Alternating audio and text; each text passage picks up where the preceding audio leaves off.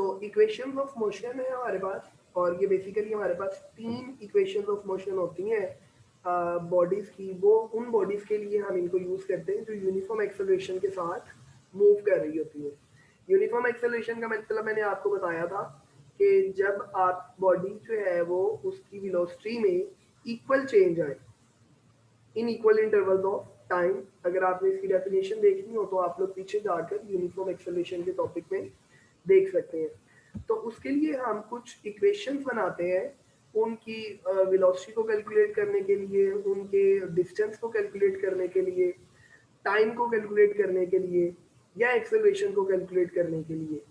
तो उसके लिए फर्स्ट इक्वेशन ऑफ मोशन में जाने से पहले मैंने आपको कॉन्सेप्ट दिया है स्लोप का। तो स्लोप का मतलब मैंने आपको ये बताया है सिंपल कि फॉर एग्जांपल अगर आपने पॉइंट ए से बी पर जाना है तो ये एक ढिलवान है, और इस ढिलवान को हम इंग्लिश में कहते हैं ये स्लोप है जो पिंक लाइन से शो की गई है। अब ये स्लोप ए से बी तक का रास्ता है। अब अगर मैं इसको दूसरा तरीका इख्तियार करूं ए से बी तक पहुंचने का, तो वो ये होगा कि मैं पहले क्या करूंगा, ए से सी तक जाऊंगा और फिर सी से बी तक जाऊंगा। तो ये भी एक्चुअली क्या है, ये रास्ता भी हमें बी पॉइंट पर ही लेके जाएगा। तो ये तरीका थोड़ा मुश्किल है, ये थोड़ा स्लोप है क्योंकि ढिलवान है और ढिलवान पे चलना थोड़ा मुश्किल होता है, और ये रास्ता सीधा सीधा है। तो स्लोप एक्चुअली हमारे पास किसके इक्वल होती है कि कितना आप ऊपर जा रहे हैं और कितना आप चल रहे हैं। तो राइज डिवाइडेड बाय रन, ये राइज है कि जमीन से कितना ऊपर है और जो है वो आपको कितना जो है वो उस पॉइंट तक जाने के लिए हॉरिजॉन्टल डिस्टेंस जो है वो कवर करना पड़ा है। मैंने हॉरिजॉन्टल और वर्टिकल का भी आपको कॉन्सेप्ट दिया था। आपके पास अगर ये वाला पाथ हो दिस वन, तो ये हॉरिजॉन्टल पाथ है, और अगर आप इस पाथ को फॉलो करें तो ये आपके पास वर्टिकल पाथ है। ठीक है, जो कि ग्राफ बनाने के लिए हमने 2D प्लेन की बात की थी जिसमें एक एक्स एक्सिस होता है और एक वाई एक्सिस होता है। तो ए से सी तक रन हो गया और सी से बी तक राइज। तो स्लोप आपके पास किसके इक्वल आ जाती है, राइज ओवर रन के। यहाँ तक कॉन्सेप्ट है। हम अब अपने मेन क्वेश्चन की तरफ चलते हैं, फर्स्ट इक्वेशन ऑफ मोशन की तरफ। उससे पहले हम एक करते हैं केस स्टडी।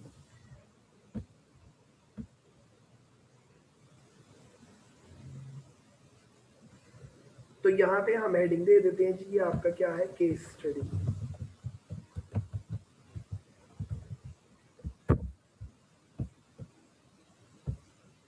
केस स्टडी का मतलब ये है कि आप जो डेरिवेशन करने जा रहे हैं उसमें कहा क्या जा रहा है, उसमें एक्चुअली करना क्या है। तो आप देखिएगा जरा, कहते हैं consider a body moving with initial velocity vi in a straight line with uniform acceleration a। कहता है एक बॉडी है वो मूव कर रही है और उसकी इनिशियल वेलोसिटी vi है। इनिशियल वेलोसिटी का मतलब पहले वाली वेलोसिटी, उसकी कितनी है, vi, वेलोसिटी फॉर स्पीड। आपने पढ़ा था rate of change of displacement is called velocity. तो एक बॉडी वी आई वेलोसिटी के साथ मूव कर रही है एक स्ट्रेट लाइन में, और उसका जो एक्सेलरेशन है वो यूनिफॉर्म है। एक्सेलरेशन यूनिफॉर्म का मतलब ये है कि उसकी वेलोसिटी जो है वो इक्वल चेंज हो रही है in equal intervals of time में। अच्छा जी,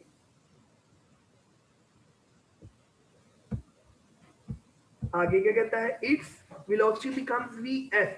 कहता है कुछ टाइम चलने के बाद इस बॉडी की वेलोसिटी जो है वो कितनी हो जाती है आपके पास, वी एफ हो जाती है। The motion of body is described by speed time graph. तो इसकी मोशन को डिस्क्राइब करने के लिए हम जो मेथड यूज करते हैं वो मेथड है स्पीड टाइम ग्राफ। इस ग्राफ को जो कि कल हमने पढ़ा था, ये है स्पीड टाइम ग्राफ। इसमें हम देखते हैं कि बॉडी किस तरह जो है वो अपना डिस्टेंस कवर कर रही है, किस तरह मूव कर रही है। तो यहां तक आपके पास आ गया। अब ये देखिएगा, इस ग्राफ को जरा हम जूम कर लेते हैं, और इस ग्राफ को हमने पहले समझना है।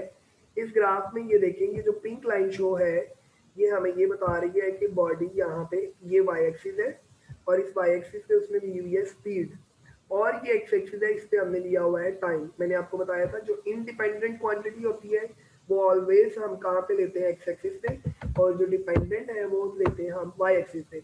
अब टाइम स्पीड पे डिपेंड नहीं करता। आप आपकी स्पीड कम है या ज़्यादा है उससे टाइम को फ़र्क नहीं पड़ेगा, टाइम में चलते रहना है, लेकिन स्पीड जो है वो टाइम पे डिपेंड करती है। तो टाइम को लिया एक्स एक्सिस पे और स्पीड को लिया वाई एक्सिस पे। अब देखिए यहाँ पे एक बॉडी क्या कहता है, वो यहाँ पे पड़ी हुई है और वो यहाँ से मूव करना शुरू करती है अपनी इनिशियल वेलोसिटी वी आई। अब हमें नहीं पता इसलिए हम एक जनरल टर्म लेट कर रहे हैं कि वी आई वेलोसिटी के साथ वो मूव करती है और मूव करते करते करते करते कुछ टाइम टी के बाद वो चली जाती है पॉइंट बी पर, और पॉइंट बी पर पहुंचने पर उसकी जो वेलोसिटी हो जाती है वो हो जाती है कितनी, वी एफ। अब हम देखते हैं कि हमने इस पे ये वाली जो लाइन बन रही है, अब देखें ये वेलोसिटी में चेंज आ रहा है ना, ये वाली लाइन में आप देख रहे हैं इसकी वेलोसिटी वी आई है, अब इसकी वेलोसिटी इंक्रीज हो रही है, बढ़ रही है, बढ़ते बढ़ते बढ़ते बढ़ते बढ़ते बढ़ते बढ़ते यहाँ तक पहुँच गई है, कहाँ तक, वी एफ तक। तो अब हम यहाँ पे देखेंगे कि ये आपके पास क्या है, ये स्लोप है। अभी हम पीछे पढ़ के आए हैं स्लोप का कॉन्सेप्ट, तो ये ए से बी लाइन वाली क्या बन रही है, स्लोप, जो कि बेसिकली क्या है, एक्सेलरेशन। अब आ जाते हैं हम अपने पॉइंट की तरफ। सिर्फ समझना है, निशान की टेंशन नहीं लेनी जी, कितना करना है क्या नहीं करना, अभी सिर्फ समझना है, पहले समझ ले, बाद में निशान के बारे में हम करेंगे बात।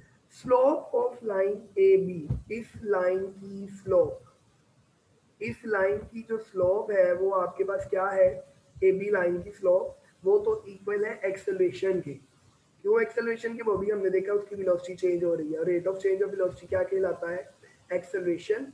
तो ये आपके पास क्या कहलाएगा, स्लोप इक्वल होती है राइज ओवर रन के। तो चेक करते हैं कि क्या राइज क्या है और रन क्या है। तो जरा गौर फरमाएं, अगर आप लोग नोट करें तो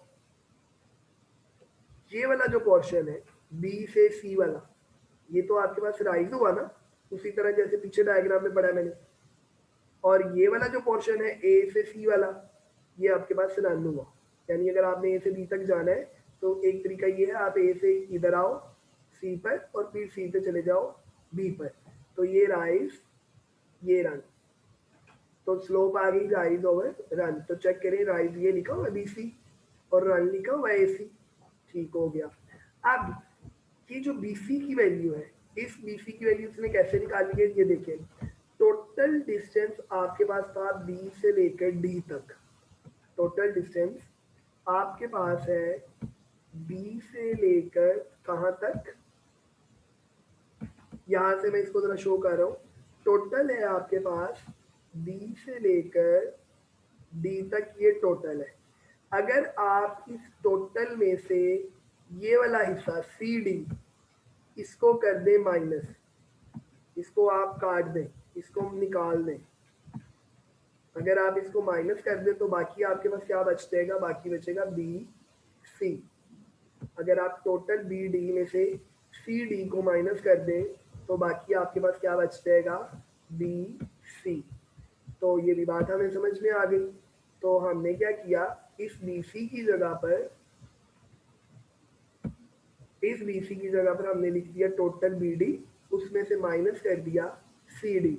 और अगर आप लोग नोट करें तो ये ए से लेकर सी वाला डिस्टेंस इक्वल है नीचे लाइन ओ से लेकर डी तक, हमने उसको एक्सिस के करीब लेके जाना है। जो यहाँ पे बनेगा उसको वाई एक्सिस के करीब देखेंगे जाके, और जो यहाँ वाली लाइन होंगी उनको हम इस मेन लाइन के राउंड अबाउट देखेंगे कि कितनी बन रही है।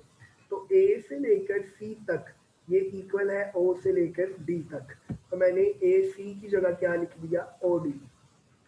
तो अब जरा आप नोट फरमाएं तो देखें बी डी जो है वो वाई एक्सिस पे किसके इक्वल बन रहा है, फाइनल वेलोसिटी के। ये देखें, ये बी और ये डी, ये टोटल डिस्टेंस किसके इक्वल बनता है, फाइनल वेलोसिटी के। और सी से डी तक जो है ये बनता है आपके पास इनिशियल वेलोसिटी, और ओ डी जो है ये आपको किसके इक्वल गिवन है, ये तो टाइम गिवन है। तो हमने फिर क्या किया, हमने ये किया कि एक्सेलरेशन तो वैसे ही लिखा हुआ है, इस बी डी की जगह पर, इस बी डी की जगह पर मैंने ग्राफ से देखकर क्या लिख दिया, मैंने लिख दिया फाइनल वेलोसिटी, ये वाली। और सी डी को मैंने जब ग्राफ पे देखा तो सी डी कहाँ पे है, ये सी डी पड़ा हुआ है यहाँ से यहाँ तक, अगर इसको ग्राफ से देखूं तो ये किसके इक्वल बनता है, वी आई के, तो मैंने इसकी जगह पर वी आई लिख दिया। और ओ डी, अभी मैंने आपको बताया ओ डी किसके इक्वल है, ये देखें ओ और ये डी, तो ओ से लेकर डी तक का जो डिस्टेंस है वो तो टाइम है, तो इसकी जगह पर भी मैंने टाइम लिख दिया। ये टाइम यहाँ पे डिवाइड हो रहा है, इक्वल के दूसरी साइड पे जाएगा तो मल्टीप्लाई हो जाएगा, यानी ये बन जाएगा a मल्टीप्लाई बाई डी। तो चेक करें, ए टी बन गया। और अगर आप क्या कर लें, इस माइनस वी आई को आप इक्वल के दूसरी साइड पे लें, वहां पर ले दें, तो ये क्या हो जाएगा, वहां पे जाके प्लस हो जाएगा। तो ये बन जाएगा V F is equal to V I plus A T. तो ये आपके पास बनती है first equation of motion. V F final velocity है, वी आई इनिशियल वेलोसिटी है, ए एक्सेलरेशन है और टी आपका टाइम है।